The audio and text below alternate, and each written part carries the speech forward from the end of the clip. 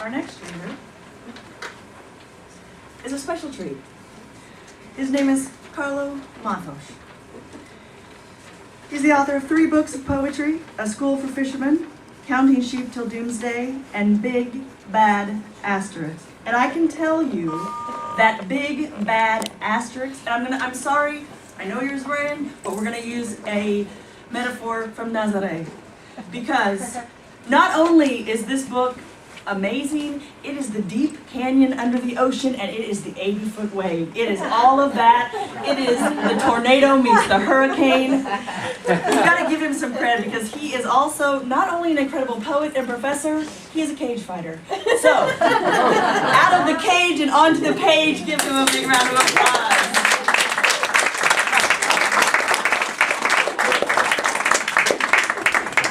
Yeah, okay, now I can't live up to any of that. Awesome. Thanks, Amy. That was a lovely intro.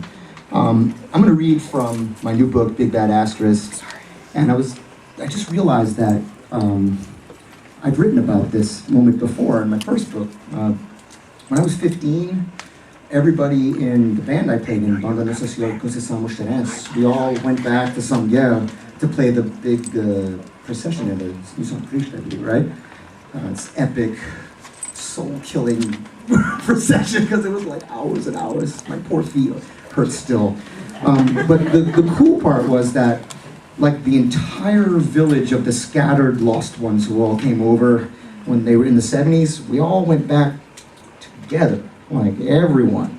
So here we were in the Azores, I was about 15, and we had been a bunch of times, of course, before, but this time it wasn't just like me and my brother hanging out, it was like everyone, so we had like a gang of like, you know, Massachusetts boys, but we were in some, yeah, we were in them stage.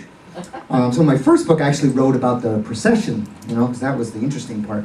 But in this one, I just realized I wrote about something kind of sillier that happened with that group of boys. Like there's just this giant group of kids there trying to fit in poorly. Okay. São Miguel is beautiful. Even though they were all young, they were still able to see that, although none of them would dare say it out loud. It was beautiful, sure, but boring. During the day, they went to the beach. At night, they played dominoes. 2 weeks of this, and someone was sure to catch a thrashing from some parent long green in the gills. Fishing was the one thing they could all agree on. Their grandfather, a seriously stern, old-school patriarch, only ever seemed comfortable when they had fishing poles in their hands.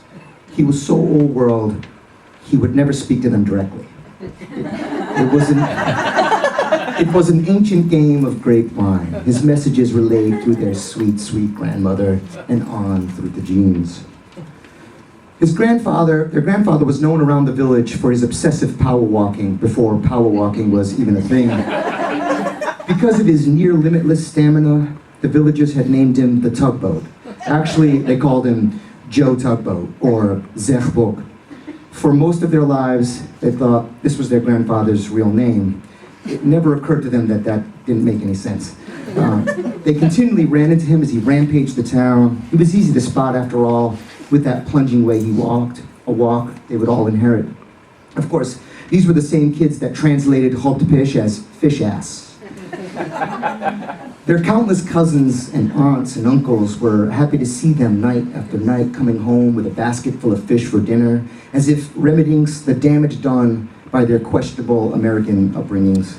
Apparently everyone was their cousin here, which made the prospect of finding someone to make out with rather difficult.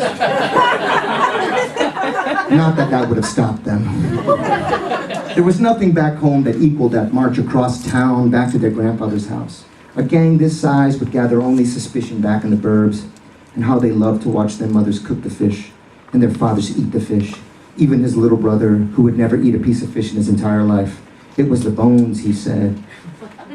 They went, machete in hand, into the bamboo forest on the hillside. Okay, it was a live volcano, but they didn't want to think too much about that. New poles were needed. Today, they were going further out. There was real danger there. No lifeguards, no parents nearby, or even a hospital or a doctor within easy reach. A fall from one of these rocks, and you'd be 5 fathoms deep and sip in the dark water. But They, puffed up on their newfound responsibility to feed the family, had to plunge deeper into the ocean's guts. The fish were so large they bent the crooked spines of the bamboo poles to breaking. As he was about to remove a final monster from a hook, a local kid, probably his cousin, caught his hand. It was poisonous, he said. They didn't ask questions, they just wanted that thing away from them. Their probable cousin, however, took the fish gently in both hands and eyed it sweetly. Then he held it up to his mouth, puckered his lips, and moved in for a kiss. Holding the fish lovingly to his pursed lips, he blew into its mouth, whispering something delicate in his Baroque Portuguese, and it inflated. It puffed up and stayed puffed, a little dirigible. It must be some kind of blowfish, they all simultaneously realized. He cast it into the water where it skimmed about on the surface like a tiny speedboat, waiting to exhale, desperate for the tide to return to a sterner deep. What they failed to notice, however, was that the tide had come in fact. There was no way to get to the next nearest outcropping and the waves were splashing high. While they waited to be reclaimed by the sea like so many of their people, he thought of his uncle who lived near the black sand beach. Actually, they could see his house from the perch. One night, a large storm lifted the Atlantic over the seawall and helped it cross the street to slip gently into his uncle's house. By the time he woke up, his house was as shallow as a shoal. He joked that he only woke up because it made him pee his pants, the old hand in the water routine. But who sleeps with their hand dangling over the edge? The truth was that he was lucky to get his family to their grandfather's house where they waited for the brine to recede. He had to admit he wasn't averse to pissing his pants right about now, and he knew he wasn't alone, although no one would say that out loud.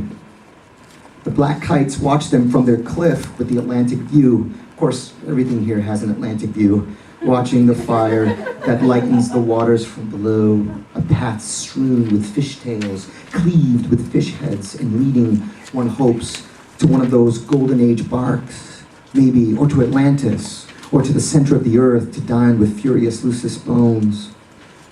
There are no black kites on the Azorean archipelago. Actually, the Azores is actually home to the American swallow-tailed kite, and of course, there have never been any goshawks.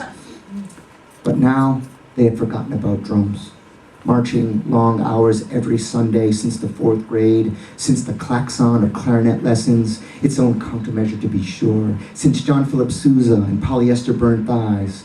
It was more an imitation of music anyway. So many hours and never getting past the first layer of predictability. And their poor feet. Were the little people of these islands something other than cobblers? They had to admit they were nothing like their grandfather. He was the kind who always had another life hidden in his shoes. The further out you went, the larger the fish trapped in the obsidian teeth, making a jagged maw. The rocks are literally obsidian. It's not a fancy way of saying black. Their dazzled beak puffin bones gone sky fishing. Not where they hunt, but where they are hunted, waiting to be served in the traditional way, raw. And then they saw him, marching headlong on the beach, their grandfather walking. Thanks.